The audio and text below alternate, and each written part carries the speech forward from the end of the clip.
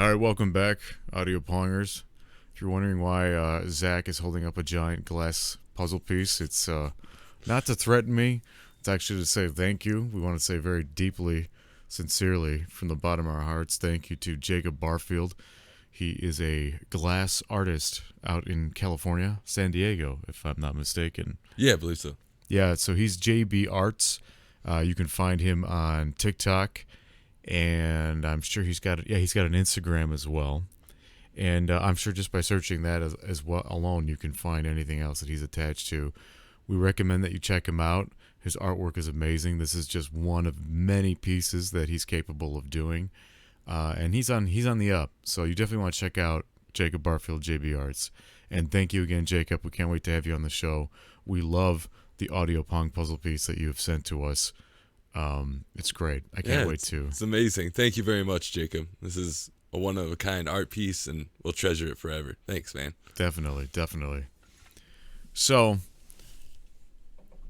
Zach. Yes. What's going on, man? Oh, my goodness, what's going on? There's a lot. So I usually don't do New Year's resolutions. Yeah. But this year, it just kind of coincided because, I usually just change my life when I feel like it. I'll start a new diet plan if I want. I'll start a new workout regimen. I'll start, new things. I'm always, trying to test myself and grow. Right. So, but this year, it just kind of lined up with the new year. And what I started doing is I actually blocked out time this time, right, for Japanese. This is an ongoing struggle for me to try and learn a new language, a second language, I should say. I've dabbled a little bit in Spanish, and I've been trying Japanese since, 2013. I've been trying to do it, and each time I go back to it, it's a little easier because it's my mind's already kind of well, it's kind of like working out, right? Primed for it. Yeah, it's exactly. It's a lot like working out, where it's muscle memory, where your mind is also a memory, right? So it kind of still remembers. So it's easier to learn the second time because you've already almost created these mnemonics and things like that to help you remember characters and things like that, and you've already done your little tricks, and you already figured those out, or at least some of them, right, until I go beyond what I've already done. But it's been going pretty well. I've blocked out 2 hours a day. That's the first thing I do. I wake up and I go to Panera and I study there. Then I go to the gym and work out for 2 hours there, and then I go to work. So it's structure. It's good. It keeps me honest. That's what I like about it. Yeah. So you've got your own class going, essentially. Yes, and I'm teaching myself. Well, I think that's the best advice I got once from a teacher when I was younger, was I'm not the teacher you are. I'm just giving you the information you need to teach yourself. Yes. Okay. Because really, that's who teaches you is you. If you think right. About Yeah. it. Because you have to word these things anyways for your mind to understand it, because usually when I don't know about you, but when something's explained to me, it's not enough for their explanation. I have to reword it in my head in my own words. How would I describe this whatever function, this subject? Yeah, no, that's a good point. I struggle with that too. I'm very much, I have to learn through doing. Mm-hmm. I comprehend just fine, but there's always a difference between what the directions say and what it means to actually do something, if that makes sense. Right. No, it's when a lot like when we were learning to ride. It didn't click until it clicked, right? You were told what a half hold is, but until you really did it and felt what the reaction was, oh, that's what he means by just the fingers. It's there's little things like that. Yeah. And it's the same thing with learning a language or learning any subject. It's you have to understand the information in your own way in order for the information to really mean anything to you. Yeah. No, I agree. And then once it does, then it's amazing how the brain can do that. Once you understand something, you just apply it. There's no work think in your about it and understand it. Yeah, there's no work in your mind to recall that information. No working it out. Yeah. It's there. It's automatic. Yeah, I agree. That's cool. The most satisfying feeling of learning is the automaticness once you understand it, because just trying to learn right now I just finished hiragana today. I have the whole alphabet memorized, and how to write just hiragana. Katakana, yeah, it's gonna be next, which is what they use for the alphabet they use for foreign words. because they have a lot of loan words. What was I going with that? Oh, understanding, right? Yeah. So, the beginning of the alphabet, like the first, like, you know, like 3 columns or so, since I've been doing this over the course of, like, you know, it's already been like a month now. I'm doing this, and like the first like half of the alphabet comes automatically to me. Like I'm just like writing it out like freehanded, and then like when I get to like you know the ra ri ru re ro, it's like okay, what are R's again? Like how do I figure this like one out? So how are you teaching yourself? Are you going on just YouTube or? Yeah, so I'm using a bunch of different sites right now. So I use Smile Nihongo Japan, which is this girl. She's like she's an entrepreneur. She teaches these courses on her own, and she has like some free classes, which is where I'm learning the hiragana right now. But she also has paid classes where she teaches you, okay, now you know the alphabet. How do we use the alphabet? And like, cause like there's like different ways to combine characters to create a different kind of sound. Like you can combine like a Y-U to create like, or Y-U-E, so like yi. So you have the like the y sound to it. So you have to like completely retrain your brain. You can't just be like, okay, this is how I say it in English, and now I'm going to compare it to Japanese. You right? No, develop a whole new set of sounds and understanding. And not just that, but like the sentence structure is like Yoda speaks. So trying to like think in like a different way is kind of difficult when you're trying to create a sentence. But once you know what the words are, the words flow together in a particular way. Like it will sound weird to you if you say them out of order. And even as an unexperienced, because I forget who I was listening to. I think his website's called Fluent U, and he was talking about how vocabulary is way more difficult than grammar. Like memorizing just words, like that is so much more harder, which you do need to do. You need a large vocabulary to speak a language, but the grammar you can kind of pick up just by listening to it. So after hearing it so many times, your brain, you know, it's a pattern recognition software pretty much. It recognizes that the pattern of speech, so it finds that easier to replicate. If you had to think of a sentence, like if I said hello and good morning to you, and you had to say it back in Japanese, if you summon that on your own, would you have to say it first in English in your mind? Right now, and then find the words to... Yeah, that's how I know I'm not good at it. No. It's because like anytime some people are not I had good at English and they were born with English. Anytime, it's always my favorite. It's like, you're failing English. You speak English. Yeah. I love that. It's one of my favorite like sitcom jokes. Well, yeah, my relatives used to say that to me. Really? I had bad grades all through school. And it wasn't for a lack of understanding; it was for a lack of doing. I just couldn't stand homework. Right? I hated the idea that, you know, you would bring homework with you, that you didn't want to do. Yeah. Especially if you like already understood and comprehended. Right. Mm-hmm. So I had a lot of trouble, I guess, with authority in that sense. But yeah, no, that I heard that all the time. Are you kidding? Growing up, because I had a lot of European relatives. They say that English is like one of the most difficult languages. Oh, it's so to silly. learn, even as like a native speaker. It's just a difficult language. Dude, at Gallagher, the comedian who passed away this last year, he was one of my all-time favorite comedians, and he early on in his career did a great skit that I believe was on Johnny Carson, where he demonstrated just how silly the English language is. See, I haven't even there. I almost said English. That's me though. But he would say, for example, he'd be like, okay, TOME, tome, right? HA, and then you go to like TOMB, tomb, tome, like they're so similar. Or home and some are spelled almost the same, right? HOME and SOME, but it's some and home. It's not hum and some or home and some, you know what I mean? Yeah. Like there's so many words that do that in the English language, and you have to memorize that extra little bit just for that particular word or comparison, right? Like do and go, he made that joke as well. He's like these aren't like two words at the end of the language that we don't use. This is do and go, and they don't sound the same.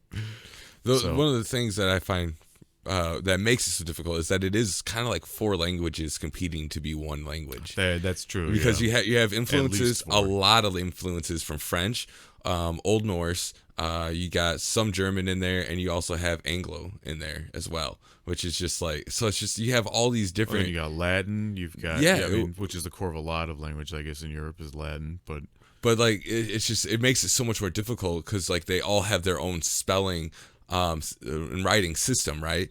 Like who would ever put a G in front of an N to put like like gnome or things like that, or null. There's it's a like, lot why of is there like a G in front of that? Like, but that's because of French, It's like I was gonna say I don't know how they pronounce that, but that's the reason. I feel like a third of the letters in every French word are unnecessary. They're there like for vanity. I never understood that. Like some, don't you think like some languages are about like how they look? I mean, all language technically is about how it looks, right?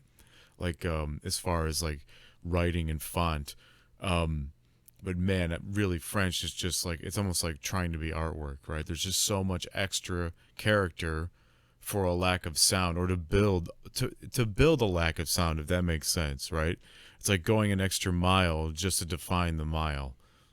I don't know if that makes any sense as an analogy, but that's how it works in my brain, at least. Well, that's really cool, man. That kind of inspires me. I feel like maybe I should learn Japanese just so that we can have. That'd be so fun. Yeah, I need someone to talk to. Talk to in Japanese. That way I can. And then we can make it like when we get to a certain point, we can make it a rule where if I call you or whenever we greet each other, it's always in Japanese, and we have to spend the first few minutes speaking only in Japanese.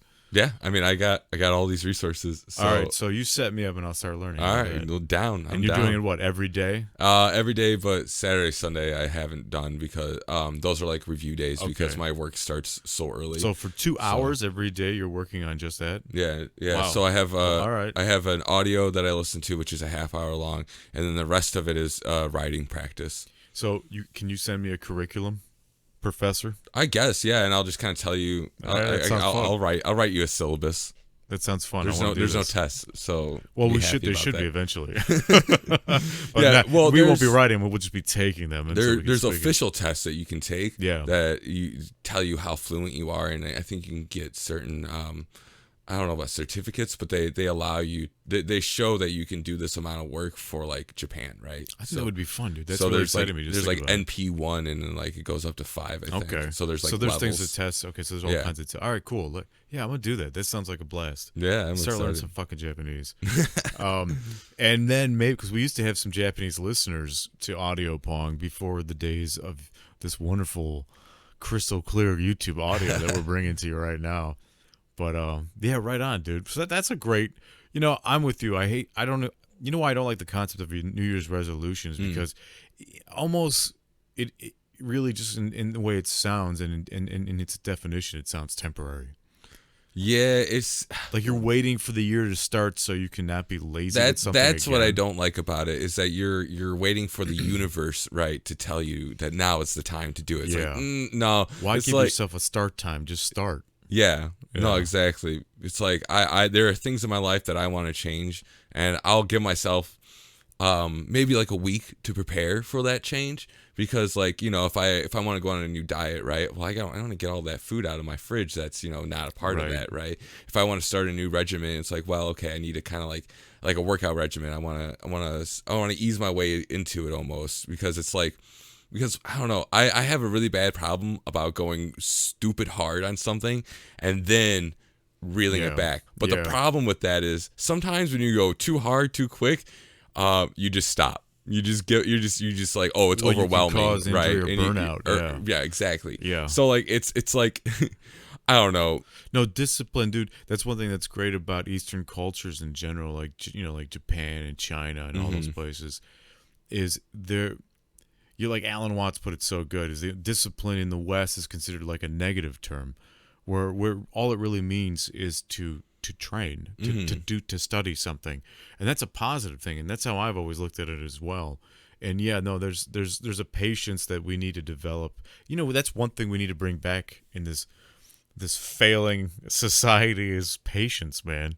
Yes. Oh, I have the worst problem with patience, even as a kid. Yeah. And I think it only got worse. It gets worse because like the way that technology went, it's like everything's on demand and everything's like here, you ask for something and then you get it. But you notice too, like I don't know if you notice it, but for me it feels like I start a lot of things, and I don't mean when I say start a lot of things, I mean just start thinking about a lot of things, and I never finish the thought.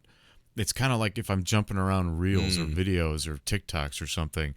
It's like I'm just constantly starting things.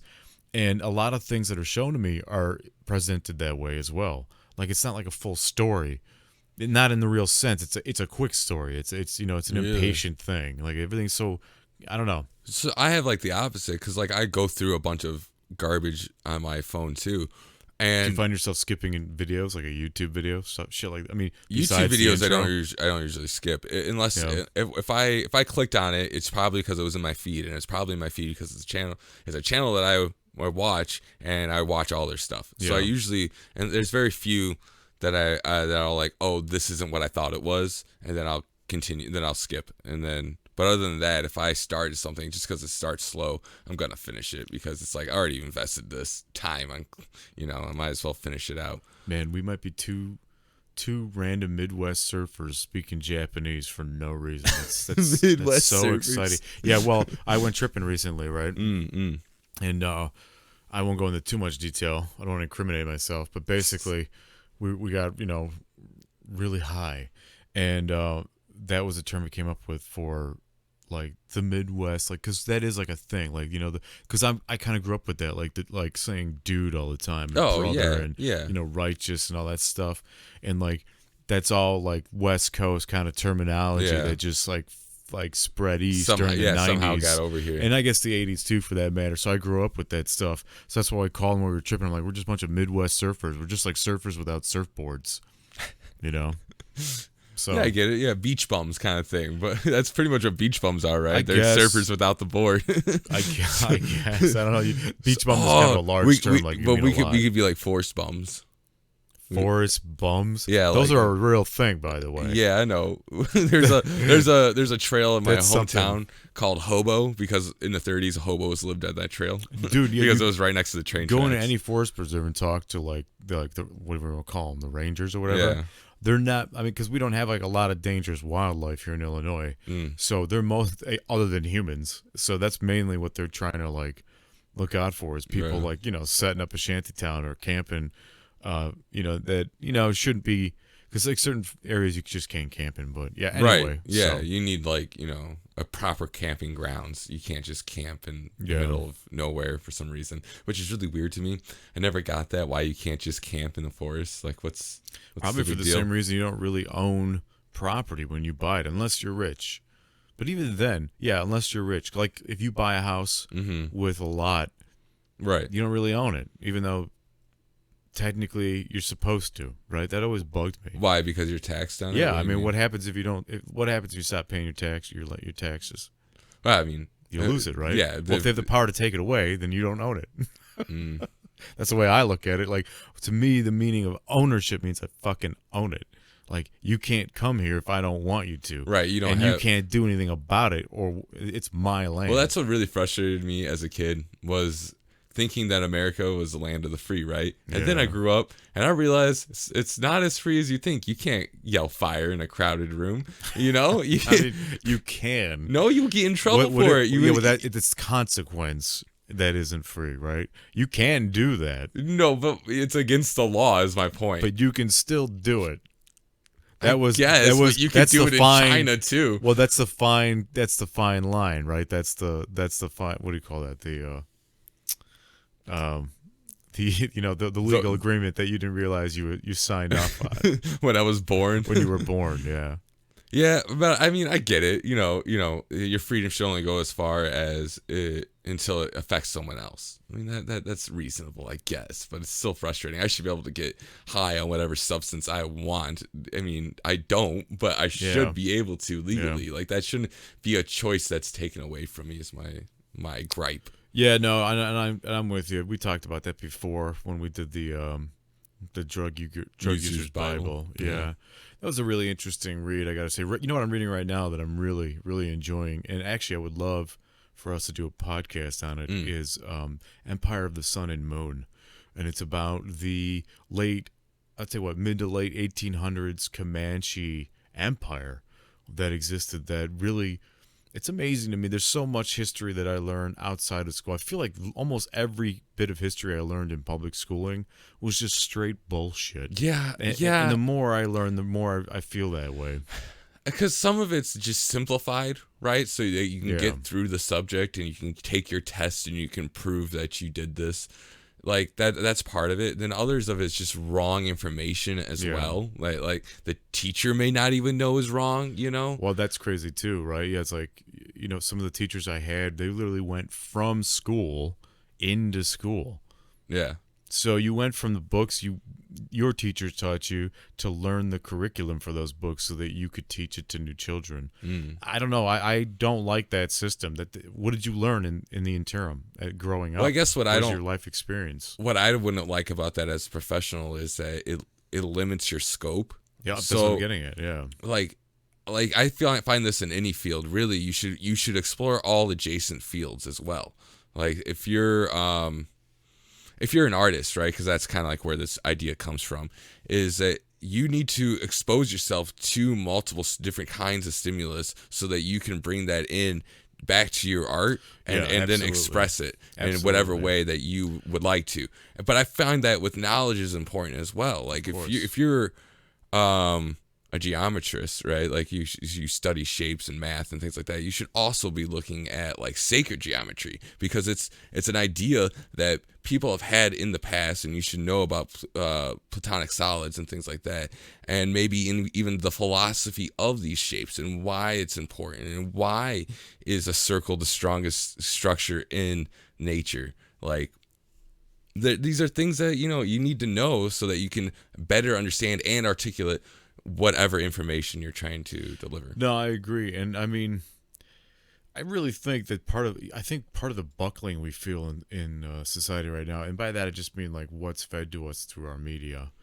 I mean, I think you can still go out into the world and realize that how the world operates and the way people think and act is just straight up different from what you will be fed if all you have is social media for, regular legacy media, for example. But that being said, there is a buckling going on. I think part of it is because of how our education has worked for the last 60 years, in the sense that it's designed to just create laborers, to anesthetize us and to make us and to help us hate each other, which is kind of fucked up when you think about it. I mean, that's the most fucked up thing, is that separation and segregation is sort of taught to us on purpose. And it makes us better consumers, I think, too, which is also twice as ugly. If you divided yourself into camps and then you buy for your camp, right? Well, that's what we do. Yeah, definitely. I mean, you're influenced by the things you buy, but by who you work with, play with, live with, where you live, and all those sorts of things. Well, even the idea of brand loyalty, right? Like only buying Nikes because it puts you in a certain status position, and it locksteps you with the rest of your group, right? So it's like, yeah, no, it's frustrating for sure. I think that's why you need to, as a person, expand your realm of knowledge into other things, so that you can just at least be a more interesting person with ideas. I agree. I often say the thinking man suffers, but I would add that the suffering is worth it. It does. Yeah, I wouldn't want it. I wouldn't want it more, but the ignorance is worse. Know, what's worse is to know I was ignorant. Willfully or not. The smarter I get, or whatever you want to call it, dude, I get so mad. If I have, looking back, I've had things happen where it's like I find out something that was so stupid simple and it was just like made perfect sense. And it's like, why didn't I think about this like 10 years ago? This would have been so much more useful then. It's like, it's so frustrating when it's just like, oh, that's how it works. But it's also like, it's like a relief too, because it's like that itch in your head. It's like, I knew something wasn't right here. yeah it sort of justifies your inclination or your intuition, which is a nice feeling. But it's like, oh, well, I could have used that intelligence then, like, you know what I mean, like you were saying. I'm always late to the game when it comes to like learning about the world and how to like better myself.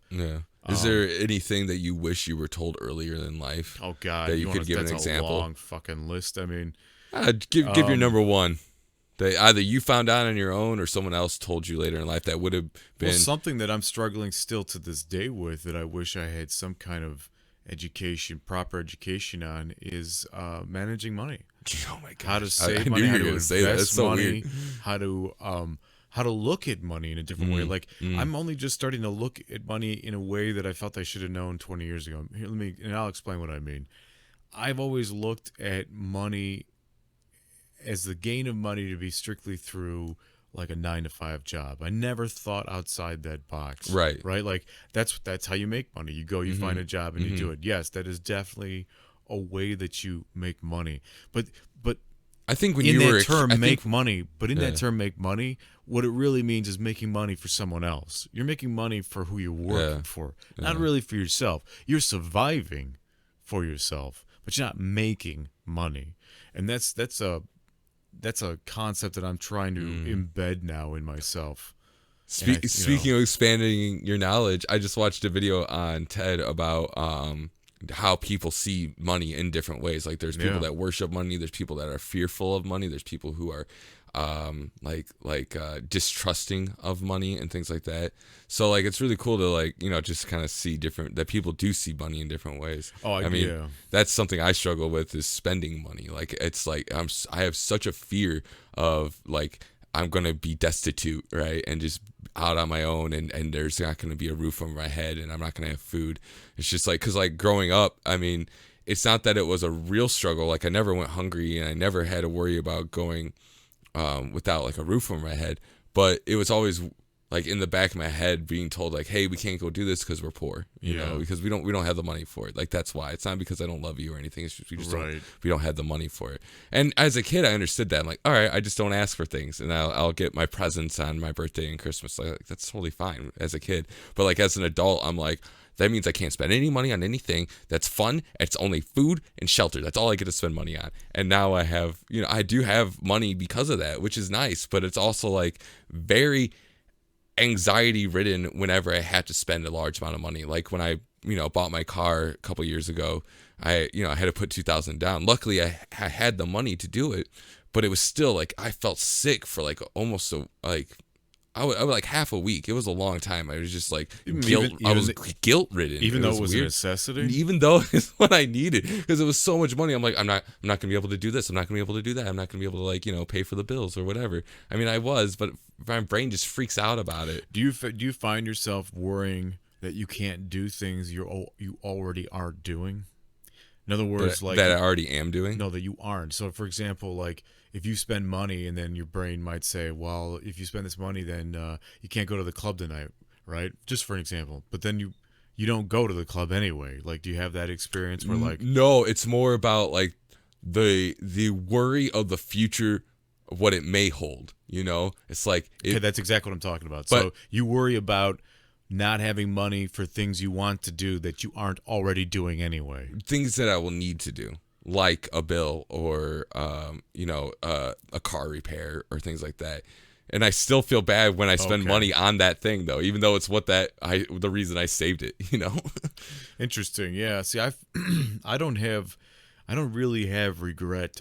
Very rarely have I felt that sort of angst or regret for spending money on things I know I need. Yeah. So like I never feel guilty about, you know, buying expensive food, for example. I need it. That recently that's like changed for me, the food aspect at least, because it's like this is the only thing. I'm upset it is expensive, but I realize that that's the ticket for life, whatever I have to do. Yeah. I'm not going to go out and hunt, you know, a deer in some Illinois forest and then, you know, clean it, skin it, you know, prepare it, freeze That's so it, much cook time. it, salt That's it. the real problem. Well, I don't know. Investment. I don't know how to do that. I mean, I suppose I would. Yeah, you could learn. Yeah, I could learn, but I'm just saying, like, I don't know how to do those things. But it's the time investment that you don't wonder about that too. It's like, if you really, but speaking on time, if you reorganized your life in time to try and live that way, I feel like it wouldn't be impossible because you couldn't or wouldn't do it, or rather that you wouldn't do it, but because you couldn't do it. I feel like there's all these laws that stop us from living sort of an old school life, like just a self-sustaining life where we don't need you meaning the fucking corporations, right? Because they're in fucking everything now. They really want us to need them as much as possible, you know, for everything, for your heat, your electricity, your water, your food, your comforts, your entertainment. Like those are all those things we could do on our own, but we don't. I feel at least like anesthetized and sort of, I don't know, enslaved by it, you know. And it's really, the older I get, the more that bothers me, man. That really bothers me. You know, I feel like if I had just a slightly different upbringing, or a much different upbringing, and a different education growing up, how to take care of myself and how to want to do things completely for myself. And when I mean like do things for I don't mean like get your own apart. Like that's our definition of self-sufficient right now. It's like, get your own place to live, afford your own place to live. Okay, with or without help of a partner, not family. That's taboo. If family helps you out, then it's considered a crutch. You're leaning on, right? But if it's a stranger that you fuck, then it's okay. Then you're self-sufficient. But got your own place, have your own job, take care of your finances, all that. That's considered self-sufficient. That isn't self-sufficient in my eyes. Like self-sufficient would me be going after those resources myself and earning them directly. That's self-sufficient. I'm living off the land. Now, that's a very dreamy thing to say. I realize that. It's a fantasy because we don't live in that world. But we don't out of choice, right? Or block, like laws and other things that stop us from just living on the land. Well, I think that there's got to be some states where it's more acceptable. It's like Wyoming and shit. Yeah, like exactly. Because I feel like there was a resurgence, I should say, like within the last 5-10 years, to go out into the wild and become self-sufficient and sustainable, living off the land and things like that. And because like you see all these documentaries like on History Channel about people that just kind of like quit their job and learn. Some people just quit their job and move out into the middle of nowhere and just do it and rely on like the community around them to help teach them, which is a way to do it. But like I wouldn't feel like, especially that first winter, like there's no way you're prepared for that, like without having some kind of learned something. Like you need to learn what food plants alone, what foods you can eat and what you can use as medicinal, because there's a lot of plant out there that can be used for healing. I mean, just like look at weeping willows, right? They use that to make aspirin. So I mean, if you can learn how to use the bark of a weeping willow to create your own aspirin, a minor painkiller, like that would be so useful for you. And you're gonna need that kind of stuff, medicines and food and clean water and a place to do your business as well. Like that's a lot of work, and I think it takes some kind of foreknowledge before going into it. Well, one thing I think about too is right now we spend our days doing jobs, right? Right. To live. Yes, I hate it. If we spent that time instead for ourselves doing the things you were just talking about, would we be more happy with ourselves? I suspect that we would.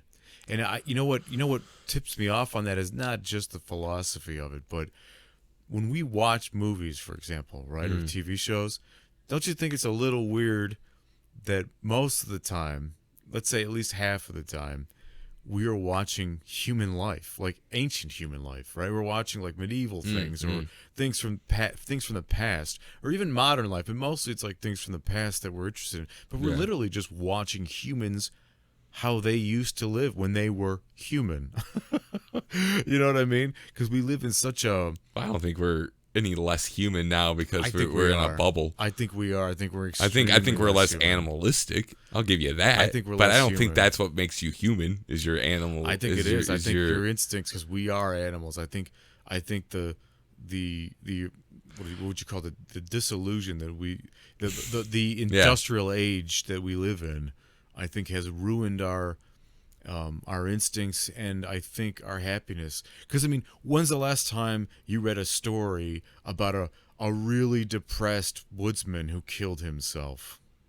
I mean, you hear about like Wendigos, and those are like people that No.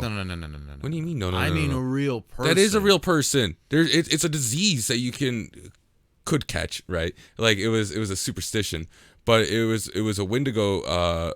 I forget what the actual scientific terminology was, but it's pretty much where you go crazy from lack of food and isolation, and you eat your fellow man and kill your family and maybe yourself too sometimes. Like those are documented cases of like pioneers and stuff like that. Like this wasn't just like a Native American phenomenon. It was happening to settlers as well.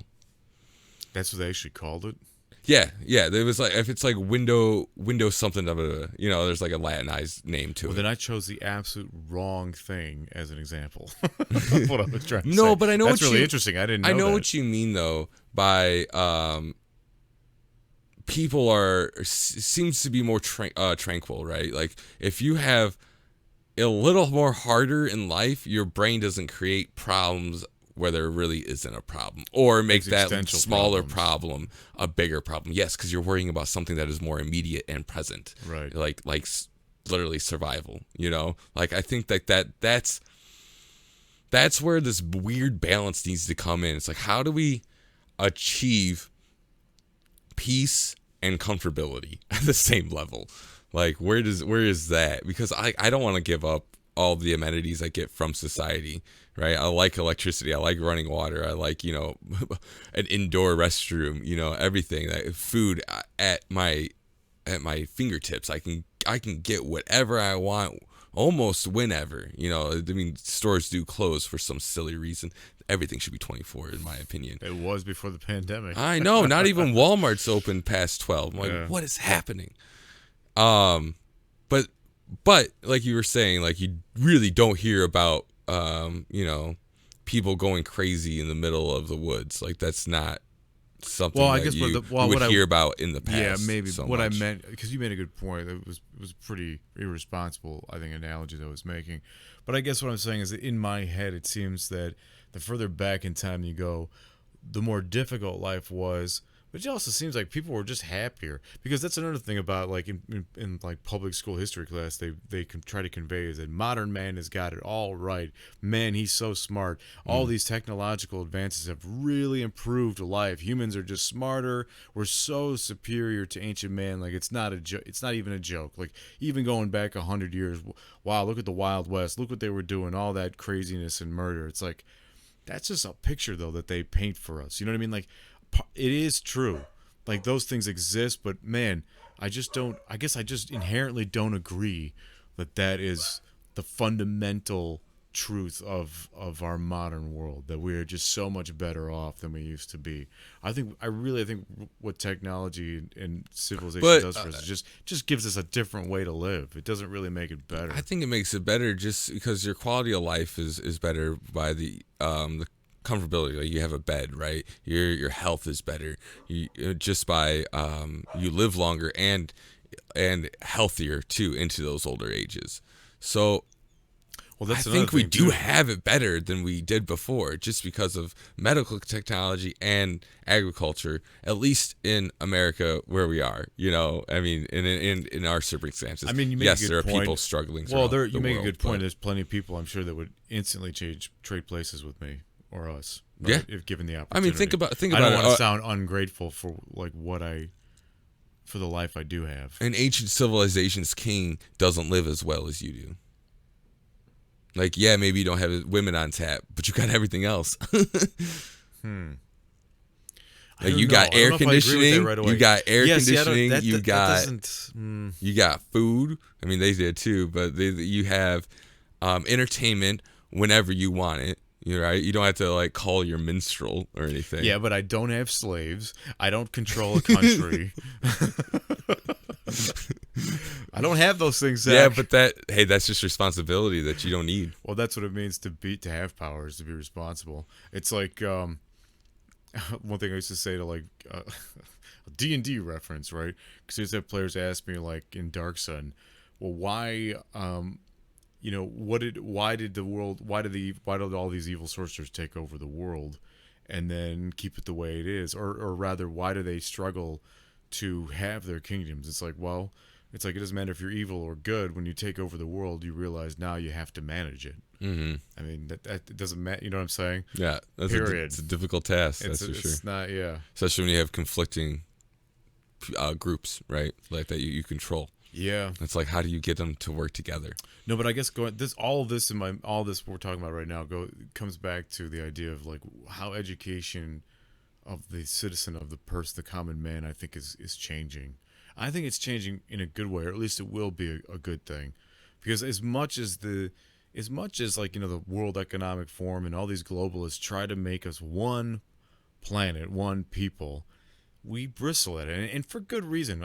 We don't want to be the same for healthy reasons, for fun reasons, for moral reasons, right? And by that I mean we don't want to be the same because we want to share what's different about us. I think that's the underlying thing that gets never spoken about. Like that's why like guys like Martin Luther King, who just had his we just had Martin Luther King Day here in the States. He was and still is a hero for me in the sense that what I loved about his message that it was about brotherhood. It wasn't about black power. It wasn't Black Lives Matter bullshit. It was about brotherhood, about unity. Mm-hmm. It's about the fact that we want to share what's different about us, and we can enjoy. We can find love and peace within that. That's the message that matters to me. I don't want us all to be the same. That's disgusting because first of all, we aren't all the same, and to pretend that we are just underneath the skin identical, that's ridiculous. That's so ridiculous. I mean, don't you think? Like, there's so many things that are different about us, people in life. I mean, hell, just where you come from in the world makes you an entirely different person to when you meet strangers. Like, if you're from Australia to America, as similar as they are, or even America to Canada, like, there's a reason why you can detect a Canadian or you can detect an American. You know what I'm saying? Like, yeah, there's cultural aspects that they bring with them, and I think those are fun, amazing things. Yeah, and I don't want to see them destroyed. How would you destroy that though? I mean, you can't really homogenize everyone. That's what's happened. I mean, that's the effort in place, right? That's what the whole like Great Reset is about. And supervillains like Charles Schwab and Bill Gates who want to turn all our food into basically synthetic garbage. It makes us sick because they have no way of knowing. Yeah, I mean, the idea of synthetic food is not a bad idea, but like, no, it's a terrible idea. Why is that terrible? Oh, it's absolutely if nightmare. You could make your own food instead of having to have cattle farms that create more methane. Food. I want to grow food. I came out of the earth. I want things from the earth. I don't want things synthesized. It only works in a fantasy like in the Jetsons. I can agree with that. I mean, like I said, it's a good idea. I think the idea is noble, but I don't think it plays out well. I think the idea is based on control. It's based on power. It's based on one more thing for the elites to monopolize on. They want to get rid of traditional farming. They want to turn it into something completely unhealthy and gross, in my opinion. I mean, we already genetically destroyed, in my opinion, or changed, let's say mutated, all the different fruits and vegetables that we eat. And not just in this country, but around the world, And because of... Yeah, but we've been doing that since the dawn of agriculture. I know we have. I'm just saying that it hasn't produced a better outcome. You know what I mean? Like, I'd rather have an original orange... or I'd rather have... I remember even watermelons, dude. When I was a kid in the 80s... watermelons, man, they weren't as crisp or a little sloppy. They had lots of seeds, but they tasted, dude, oh my God, they had such a unique taste and they were so sweet. They were absolutely delicious. Now when I go to buy a watermelon, the damn thing is gigantic. And when you cut it open, it's got seams and holes where it ripped and it's growing because it grew too fast. And it doesn't even have normal seeds. It has like white seeds. It doesn't have black seeds. Right. So it's like, what the hell am I eating? And it tastes so bland and so gray and it's just watery. It's, you know what I'm saying? Like, we did that. That's not natural. Why did we do that? Because it made money for someone to sell bigger watermelons more often. So it's not about, like, that's what's bizarre to me too, is these people that own our world, that control it. What do they do that's interesting with that money? They just do it for more money and more power. It's like, for what? What is the end game here, man? How come why is the mentality that when rich people spend money, it is only to make more? Why can't they just spend it? I just want to see it spent. That's why I really like Arabs, because Arab princes are like that. Mm. I think I bet you the most dope person to be in the entourage of is some like young Arab prince, some Saudi prince, right? His dad's a billionaire and he just spends that money on whatever the hell he can think of. Like, that to me is almost like art. Like, what are we going to do today? Well, I want my favorite tiger to experience skydiving. Hell yes. Let's do that. It's going to cost $1.2 million. That'd be the best and YouTube it's a Saturday. Video. Yeah, I'd watch that. That's just kind of, I mean, like, that's just a simple example, but think about what they could be like. What if Bill Gates? I feel like we do have some people that are like that, like Mr. Beast, right? He does do the most of the money, especially now that he gets from sponsors and stuff, goes back into his videos to create insane like circumstances that are just huge and unrealistic for most creators. Even like Hollywood directors and people like That's that. what like, I want to see more of. Like and that is insane. And then there you got like Elon Musk as well. Yes, kind of like Thank God he's out there just like he seems like such a regular dude. I mean, he's a weird dude, but he seems like such like just like down to earth kind of person is what I mean. I guess. I think. My theory for people like Elon Musk, and there's not many like him. In fact, I can't compare him to anyone other than maybe like someone who died from the like past. Tesla, maybe. Like Tesla, almost, yeah. But in a good way. In a good way, yeah. I think being human, being just a person for them is sort of like you doing your Japanese. Like, all right, for several hours out of this day between this meeting and that meeting, I'm going to be human. I have to, you know what I mean? Like, I have to like partition my thinking. Because it just constantly at that level, architecting, like constantly constructing ideas has got to be tiring. It's just got to be. It's probably super exciting, but it's when you look tiring. at high functioning people, they do have time blocked out for relaxation in a sense, a point where you can like come back to yourself and you can actually do something that you enjoy. That's not work, right? You need not work sometimes, just to.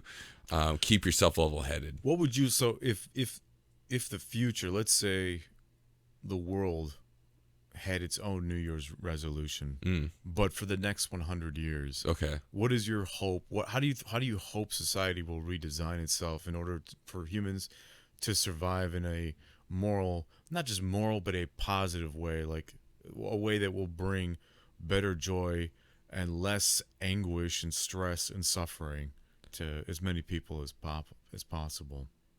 I guess it's more of a theme, right? The theme would be cultivation of the self. And that's where you really pay attention to what you're doing and improving your life, right? So that you can learn more, like just straight knowledge, like study something, create something, do something artistic, and do something physical. Like those would be my three tenets, I guess. I would advise the people of the world. But people need time for that, right? So the world would have to change significantly in terms of like how we operate our labor. So that's another thing. Is that robots? Is that really going to help us out? I mean, do you really think? I really don't think that when we get an army of robots taking over most of the jobs in society, that the people who own those robots are just going to be like, oh, here, go live in this giant house and do your artsy shit and have this wonderful life on me. That's what bothers me, I think, the most, is that people with that power and money don't try to develop a better life for people that way, and really don't focus on a new type of education. You know what I mean? Like, why don't we have a sort of a split education society where people who do want to do certain types of labor are encouraged to do it? Like, some people enjoy their labor's jobs, like being a farmer or, being a miller or being a woodworker or a carpenter.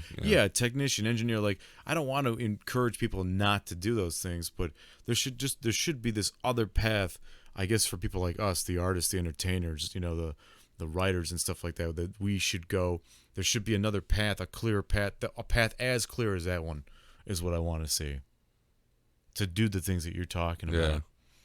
For those of us that want to be philosophers, that want to be true politicians. I feel like I would have wanted to be a politician in my life to genuinely help other people. Mm-hmm. But it's like, how can I genuinely help other people if I have to serve the ugly first?